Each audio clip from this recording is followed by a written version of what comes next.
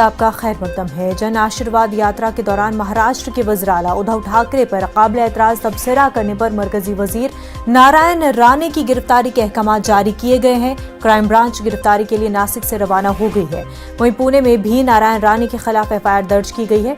Nashik city commissioner ने राणे को गिरफ्तार करके अदालत में पेश करने का हुक्म दिया है। दरअसल नारायण राणे की जन आशीर्वाद यात्रा के आगाज से ही रियासत में सियासत जारी है। मरकजी वजीर नारायण राणे की जानिब से वज़ीर-ए-आला उद्धव ठाकरे के बारे में काबिल एतराज बयान पर शिव सैनिकों में गुस्सा है। वहीं मुंबई में नारायण राणे के खिलाफ पोस्टर भी नस्ब किए गए हैं।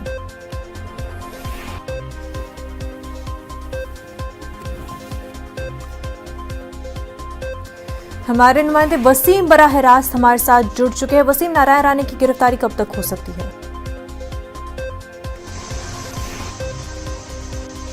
देखिए, जिस तरह से महाराष्ट्र में अब एक बार फिर राजनीति काफी गर्मा गई है, खास करके बीजेपी और शिवसेना। अब सामने है सीएम उद्धव ठाकरे और केंद्रीय मंत्री नारायण राणे। जिस तरह से लगातार जन आशीर्वाद यात्रा निकाली गई महाराष्ट्र में, लगभग कई इलाकों में एफआईआर दर्ज की गई है, शिकायतें दर्ज की गई है कि जिस तरह से कोरोना के नियमों का उल्लंघन किया जा रहा है और जो भीड़ इकट्ठा कर रही है, इसे लेकर सीएम उद्धव ठाकरे जिस तरह से अपील कर रहे थे और नारायण राणे का जो एक स्टेटमेंट आता है उसे लेकर शिवसेना काफी नाराज है। और दो जगहों पे अभी फिलहाल एफआईआर हुई है, एक नासिक में, नासिक साइबर में भी हुई है, साथ ही पुणे में भी हुई है।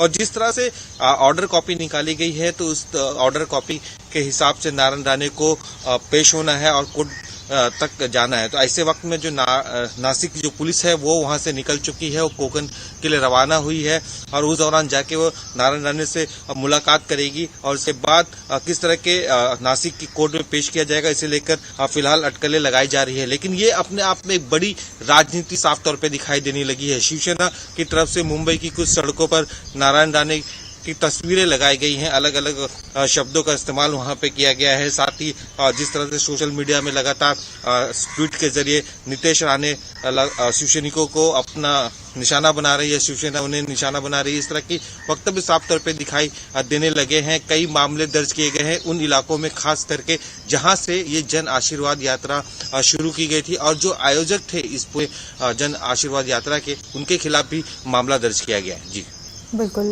बेहद शुक्रिया वसीम आपका।